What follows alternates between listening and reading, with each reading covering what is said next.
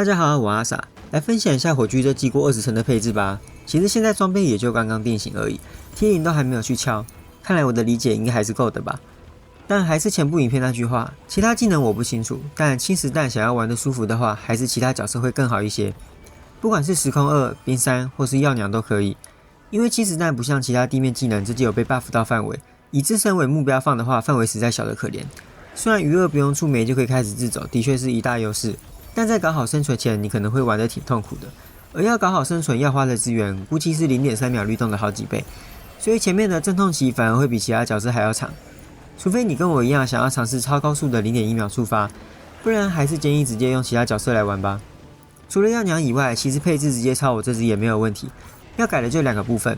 一是需要触媒，不管是 0.3 秒的律动，或者是带有机械之神的道神都可以。2则是把我这边有的地面蓄能恢复速度全部改成其他有用的词，像戒指进阶前缀就改成敏捷，追忆就改成收割、家具、腐蚀伤之类的，还有救世范围也可以不用找这么多，只要确认打木桩时分裂出的投射物可以重复击中，能稳定维持满层的凋零后，就可以不用再继续找范围了。然后在开始介绍前要先说一下，我没有用复苏跟未定宿命，纯粹是因为我还没有火去换，但没有点 T0，纯粹就是给自己加点挑战，顺便把你们骗进来看而已。不然异常流派其实挺吃出阶词的，武器上的基础凋零跟收割点 T0都会有巨大的提升，防具的抗性跟护盾也是，这些出阶词点 T0不会到很贵，但对流派的提升其实挺大的。你们正常玩的话，不用像我一样卡着不升，然后还搞到成长之路卡在消耗神圣化时，后面一大堆掉落数量都达不到。木桩部分现在是刚好可以打出3T，然后收割的话，我目前档位不加亡魂是在 500%， 也就是2秒15割。多的部分是我有算过，之后点到 T0 可以再拿掉一条防具上的收割冷却。那如果你有6星亡魂，收割冷却有 466% 就可以了。现在真的不推荐堆到1秒10割 ，CP 值挺低的。就算没有其他伤害时能拿了，也可以去拿加深沉锐时。装备先看衣服，衣服我是穿双红来拿减伤，因为抗性都还没有点 T0， 要调整4抗实在有点麻烦，所以先用一般的调整3元素抗性就好。头盔基础时可以找封印或是光环效果，我用转伤纯粹是因为我买基底的时候封印跟光环都还很贵。收割恢复够的话，后缀也可以改敲辅助等级，这样魔力封印也可以少找一些。项链基础词找邪祟纯粹是为了省天赋，你火够多的话那就找诅咒，不用犹豫了。光环没有点到 T1 是因为我原本是穿独行者，这个位置还有头盔的前缀我原本都是打封印的，现在换成瓦里埃后火还不够敲到 T1 而已。然后进阶词的元素抗性是因为其他抗性还没有敲到 T0， 所以才先打来补抗的。后续抗性够的话，建议这边是打成屏障，这样戒指就多一个位置可以去拿收割时间。手套的词跟头盔基本一样，后缀的收割恢复要换的话，可以换成迷踪效果。我之后应该是会把手套的收割恢复换掉，这样可以比较轻松的去凑出 140% 的迷踪效果。然后后缀可以跟头盔一样敲家具跟收割时间，我是敲进阶时先敲出范围就直接留着用了。如果觉得范围够用了的话，这可以敲掉。鞋子用瓦里埃，我这季原本想说余2特性里有封印不要浪费，就想着试试独行者，结果用来用去还是在挑战20层前换回瓦里埃了。不是独行者不强，而是瓦里埃的长处迷踪值加上隐刺带来的生存能力实在太好用了。我穿光环鞋也有试着用其他方式去拉高生存，但试来试去都觉得比不过一双瓦里埃，所以说玩持续流派的话，建议就不用想这么多了，除非你有什么特别去搭的配置，不然穿瓦里埃就对了。也难怪生成苦痛的独行者为什么总是这么便宜了。要找瓦石的话，就找2跟3。我现在身上的2件传奇都还是瓦失败的，还有很大的提升空间。要带跟上季一样用可血装缝灵猫，没有要打升空的话，基础时可以找加2攻击的。我也没有什么在打升空，但我看免疫控制挺便宜的，就买来用了。跟上季不一样的地方是，这季有超强的道神。如果有打算穿道神的话，那可以拿戒指来做可血装。我是不太喜欢用到非必要、非核心的高价装了，所以一开始就没有把道神放到考量装备里，所以就跟上季一样，直接用腰带来做可血装了。然后可血装的 T0 大家就别在意了，这器官点一点就出 T0 了，也不是我能控制的啊。调香一样推荐神秘方泽，这天赋除了贵以外，真的没什么缺点，当然条件也比较难啦，3种球都要有。戒指的话，一颗我是找原抗基底，一颗辅抗基底，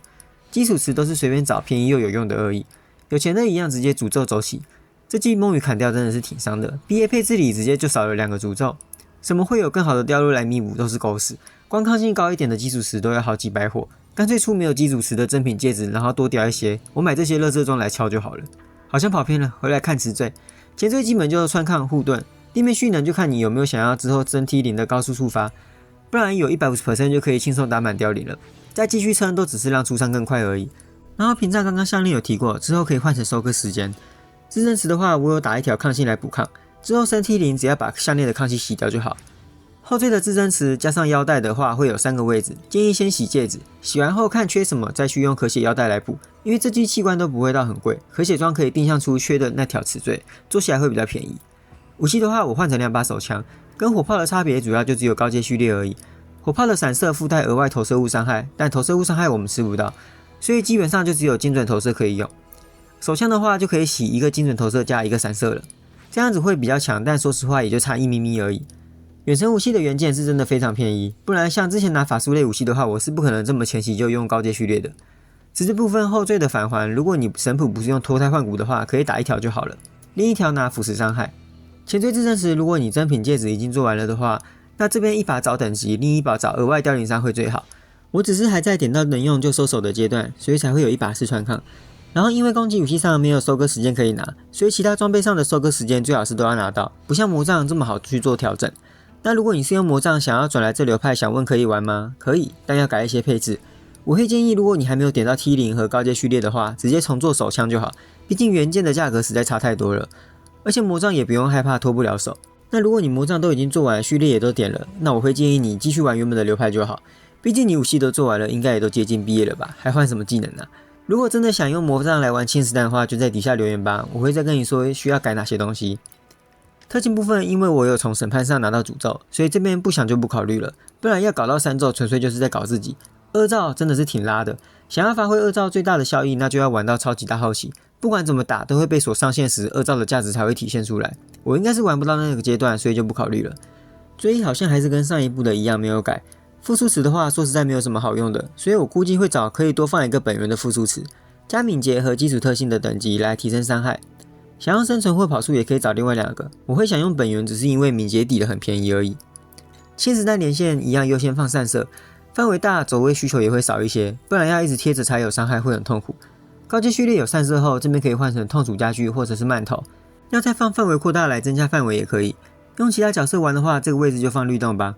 位移用集中上膛，冷却只要1秒，用起来非常丝滑，但它不能跨越地形，所以建议打王时还是要换成闪现等其他位移技能，不然想要躲射线或是地上的脏东西之类的，你直接跨过去还是会受到伤害。被动部分我是开了4个光环，封印只要有 52% 就可以开4光环了，因为余2的特性有给 10% 了，再扣掉节流的话，你只要再找到 32% 就可以。我这边封印还有溢出，所以就把自己打到的自私也穿上去了。然后如果武器高阶序列已经做出精准投射光环效果，因为会额外减少封印，这边封印转化就要改成精密的版本。如果是用火炮额外减 30% 的话，这边就要再多创一个节流，声音越低越好。不过精密封印转化练等超级慢，所以我应该会等装备全部做完之后再重置去调整等级。希望除了直接重置等级以外，以后还能再多加一个回退1等，不然像这种很难练还要用来控制封印量的辅助，调整起来真的超麻烦的。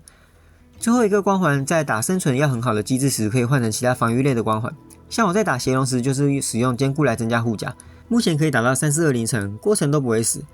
20层的话，是我发现以我目前的配置，会死的技能多了坚固还是会死，不会死的技能少了坚固也不会死，所以就用真伤光环去增加输出了。天赋的话，这流派会用到很多传奇中型，其中功能型的优先，我会把需要的词缀练在旁边，越上面优先度越高。不过功能型的如果10半有洗到了，就可以不用再拿了，伤害型的则是可以重复拿。运营者这里的小天赋是因为我刚好差 4% 的凋零几率，如果70是带歧路人的话，这边就不用管。现在 30% 几率造成异常那条词被征服后会有 51%， 所以很好辨认自己的凋零几率有没有达到 150%。拔掉那块板子后，看自己的几率有没有达到 99% 就可以判断了。异能者这边的异想天开冷静，最大的那2个范围我就不介绍了。这边 4×2、2×4、3×3 都可以包到4个传奇中型， 4×2 放在小型收割恢复这里， 2×4 则是放在中型收割时间这边， 3×3 就放我现在这个位置。用哪一种除了看市场上有没有货以外，就是看你石板上有没有洗到什么天赋了。像我石板有洗到收割获得巨能，所以我基本上只会找 3×3 的，就看你是觉得洗冷静贵还是洗石板贵了。第2条传奇中型找光环、封印或收割时间。如果像我一样洗到封印，那项链自证时就洗光环。那如果洗到另外2条词的话，项链就做封印。最后一条的话，我是觉得有用就行。最好的当然是替换变附加天赋，可以拿圣洁去做减伤。接着就是各种免疫系列，最后才是折磨，可以省4个天赋点。不过如果是4×2的话，因为本来就会框到折磨了，就建议不要再找折磨了。但说实话，如果市场上只有4×2的折磨，你又不想要自己洗的话，还是能用啦。毕竟点出3个还是4个传奇中型，其实也就是项链上是 T1 还是 T0的差别而已，不会差到很多。如果真的都洗不到传奇中型的话，用中型的再加上额外加点3次，也可以拿到 24% 的光环或封印效果。不过这样就要多花6点天赋，所以我还是比较推荐用传奇中型的冷静。暗影术士这边因为逆向的价格不像上一季那么便宜了，所以没办法用逆向来省天赋点。其实我还是挺想用 0% 以上的传奇中型来复制啦，就看之后有没有机会降价了，不然现在这鬼价格真的是不用考虑使用了。神谱的话，我还在用这100火的板子，就跳过吧。对神谱选择有什么问题的话，可以看之前的影片或者在底下留言。先来看看审判，我看审判上带苦痛纠缠的也才2000火左右而已，跟诅咒饰品比起来是真的很便宜，所以就买来用了。但如果你不在意价格的话，一样戒指拿走，毕竟诅咒1等跟20等的差距也不小。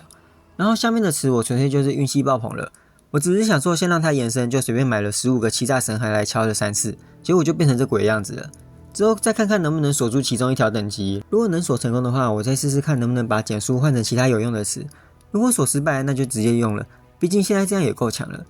中间要被强化的板子一样优先找等级，因为给等级用，它就不是70% 效果，而是直接变100% 了。除了等级外，我基底是找2种异常几率，因为这样比较便宜，可以买很多块来洗。然后下面的目标词主要找全部等级还有魔力封印，因为巫妖的神器现在挺贵的，所以我这季的做法是买大量便宜又有用的基底，然后就随便点。如果前2个都出有用的，最后一个再丢巫妖神器，毕竟巫妖的传奇中型基本上都能用。那如果像我一样赌出全部等级跟封印各一条，那就是中大奖了。我左边这块甚至都没有丢巫妖，因为收割巨人我不是很满意，所以最后一条也是直接点，结果他就这样直接出全部等级了。寻星的话，2块提升效果的我都没有换，一样是用抛射分裂跟范围。之后如果审判的第2个天赋洗到有用的词，可能会考虑把范围这块换成大小而火各一个。最后一块功能型的我是拿坚韧和充能1秒不中断。如果神谱用光辉结界，这边可以找低护盾开启充能。神谱不用光辉或是脱胎换骨的话，也可以把这个1秒不中断拿去给审判强化效果。这样搭配收割充能后，中间只会有 0.3 秒的空窗期，只是拿攻击武器充能速度不太好撑，所以我还是会比较推荐直接拿光辉结界。还有这次没有用石熊来拿坚韧祝福，是因为没有自伤的手段，万一不小心走位太好，一直没有被摸到，坚韧是有可能会断掉的，所以改用最稳的平常时获得。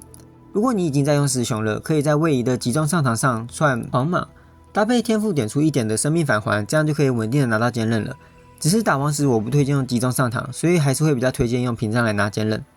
器灵部分一样是用这3只，亡魂首推就不多说了。如果你是老玩家，2兆之阵已经有一定的等级的话，那我其实会挺推荐把它灌到6星的。6星后除了加1咒外，还有不错的增伤，而且还是除了召唤以外的全流派通用，对我这种会玩很多不同流派的人来说，真的是非常好用。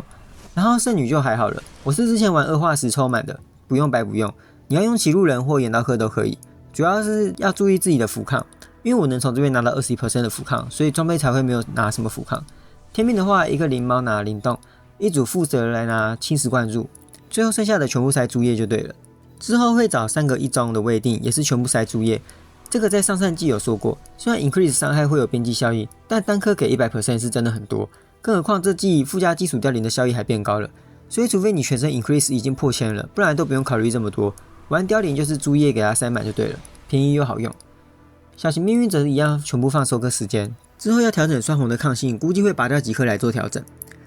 这次分享到这边，这次的内容有点多，所以后面就不多说废话了。这季玩起来还是真的不太好玩，虽然装备成型后一样可以刷得很爽，但我觉得这季这样改后能撑到这爽刷阶段的人应该是会少很多，毕竟不是人人都是大课长，剧情过完就可以直接飞到20层，希望之后能再改改吧。现在看起来是没有挡住那些第2天进升空的课长的步伐。接下来应该会先去玩一下 POE， 然后再看看要不要回来打21层跟刷征伐会祭。目前看下来是把 T0敲一敲，未定宿命还有复数搞好后，应该就能去挑战21层了。而且我还是挺想试试把新时代的触发频率压到 0.1 秒，看看会不会爽很多的，所以高几率还是会回来玩的。